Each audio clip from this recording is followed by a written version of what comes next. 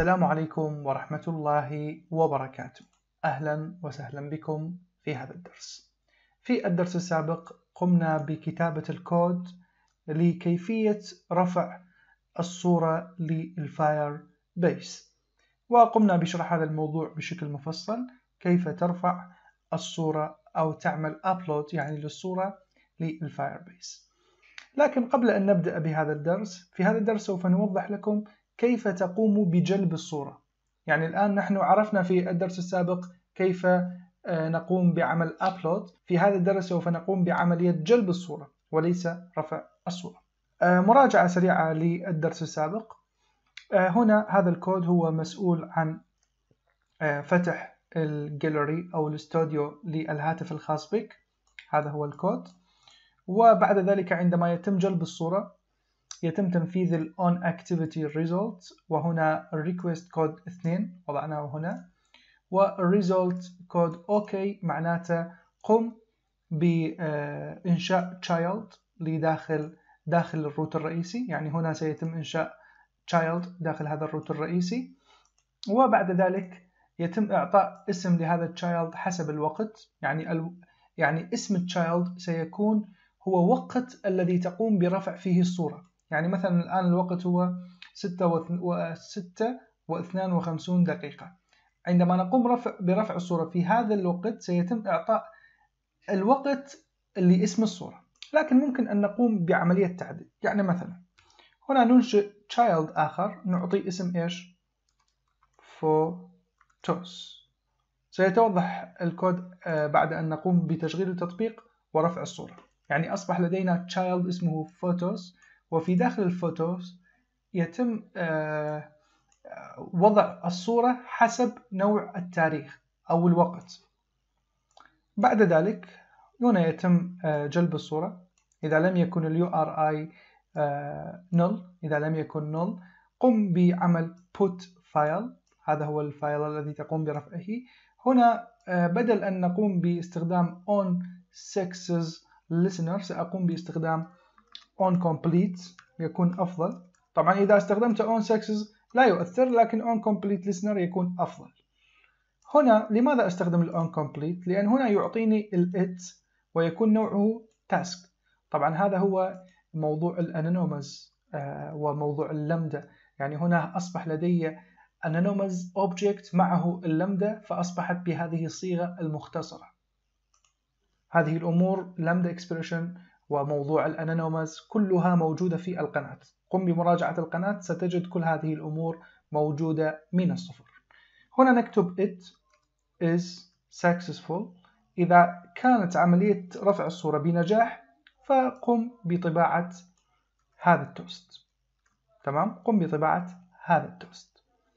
ممكن أن نقوم بإضافة شيء آخر. مثلا هنا ممكن نأتي ننشئ progress dialog، فنقوم بكتابة val، نعطي اسم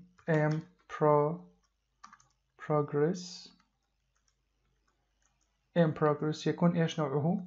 يكون نوعه progress dialog. نقوم بكتابته progress dialog. طبعا أصبح لديه deprecated، تم حذفها، لكن سنقوم باستخدامه على وجه السرعة. هنا نقوم بإيش؟ نقوم بكتابة progress وليس storage. progress equal progress dialog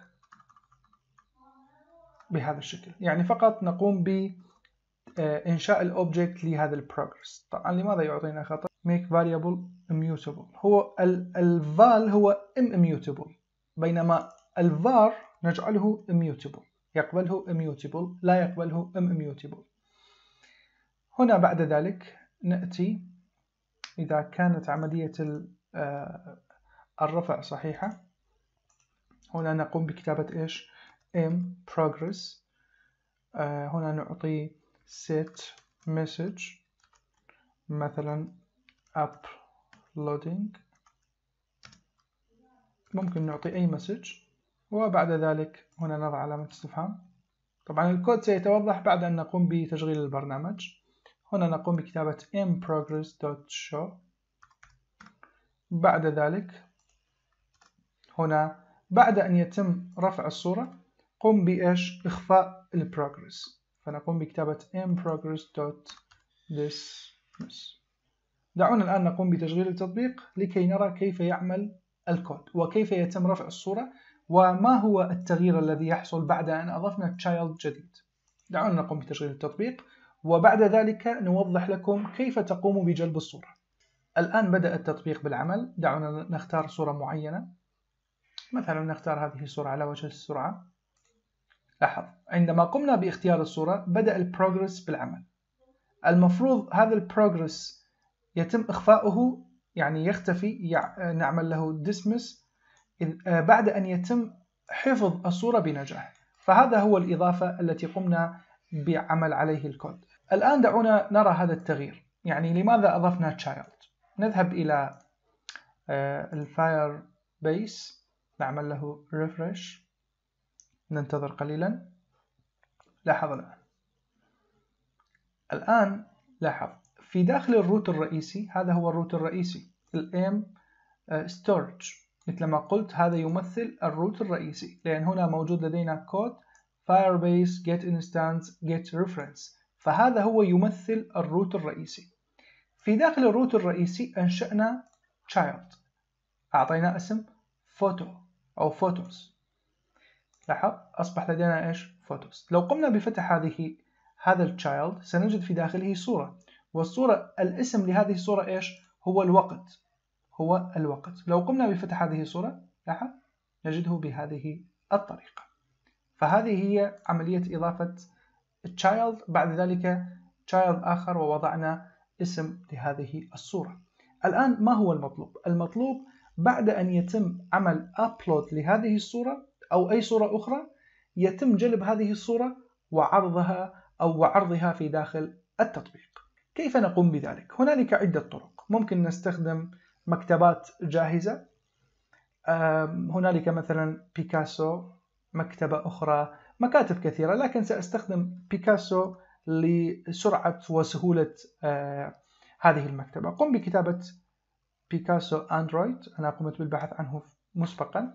اذهب إلى هنا وهنا يعطيك تفاصيل هذه الصورة. وظيفة هذه المكتبة تقوم بجلب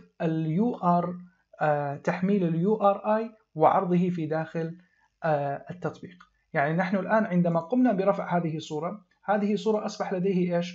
أصبح لديه URL، فهنا سنقوم بجلب URL، وعن طريق هذه المكتبة نستطيع أن نحول هذا URL إلى URI، أو نستطيع أن نحوله بشكل مباشر إلى الصورة ونضعه في داخل image view معين.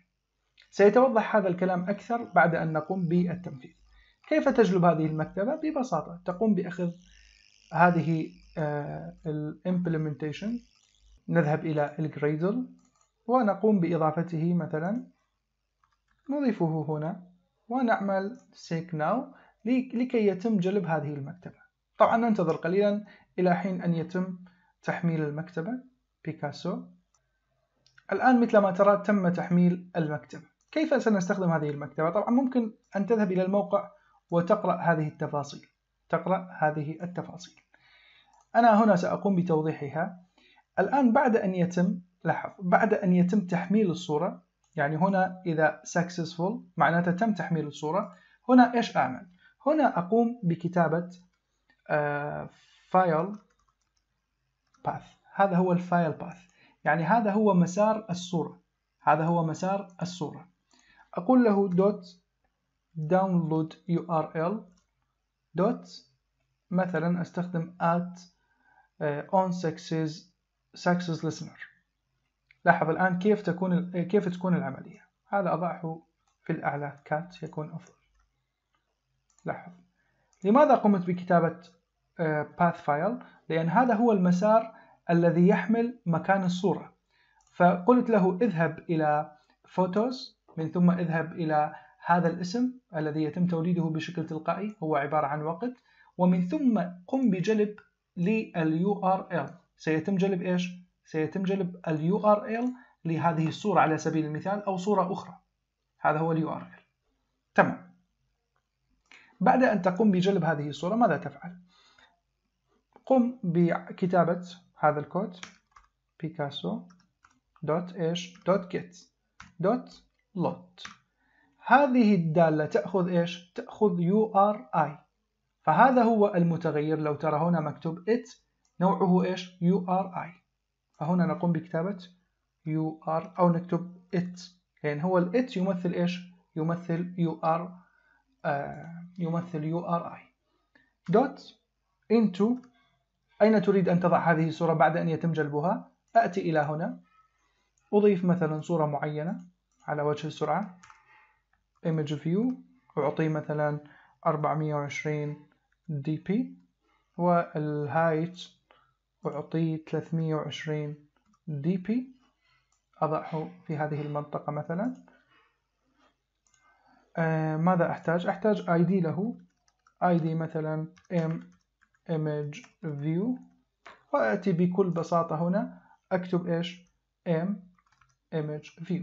يعني بعد أن تقوم بجلب ال URL له، قم بإعطاء ال URI له، ومن ثم قم بوضعه في داخل هذا ال image view الذي قمت بتكوينه هنا. تمام. هنا الآن لو قمنا بتشغيل التطبيق سيتم عرض الصورة بكل بساطة. دعونا نقوم بتشغيل التطبيق ونرى كيف يعمل الكود. يعني هذا الكود البسيط هو الذي يقوم بجلب الصورة مع مساعدة مكتبة بيكاسو.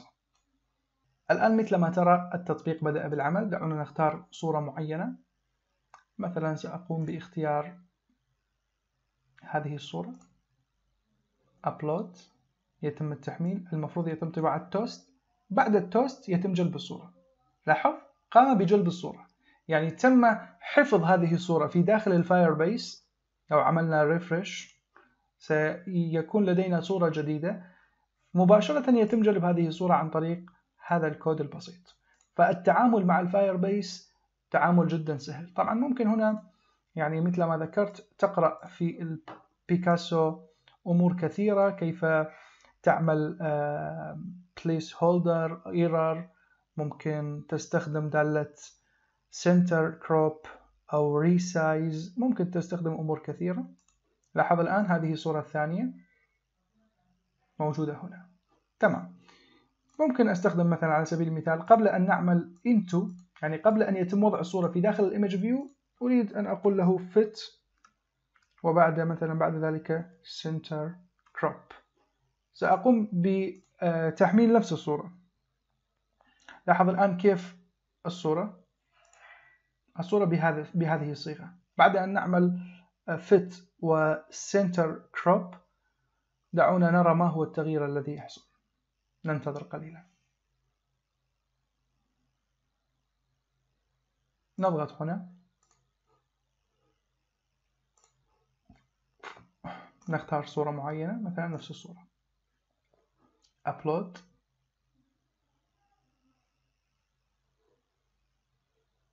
تقريبا لا يوجد هنالك تغيير كبير.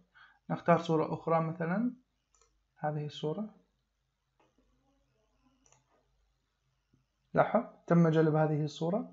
ممكن تختار أي صورة أخرى وتقوم بجلبها في داخل الفايربيس. فهذا كل ما كان متعلق بعملية الستورج، كيف تقوم برفع فايل معين اللي هو عبارة عن صورة، وكيف تقوم بجلبها. طبعا لو مثلا أردت أن تقوم برفع أوديو، صورة معين، صوت معين، هنا فقط تغير نوع الانتنت. يعني هنا عندما نضغط على هذا البطن يتم أخذنا إلى الجاليري أو الاستوديو. هنا فقط تقوم بتغيير الانتنت، مثلا تريد أن تنتقل إلى الملفات ومن ثم تختار أوديو معين، والتايب سيختلف، لكن عملية الأبلود الملف وكذلك جلبه نفس الطريقة، لكن فقط الانتنت سيختلف. فهذا كل ما متعلق بالستورج وكيف تقوم بحفظ وجلب الملف.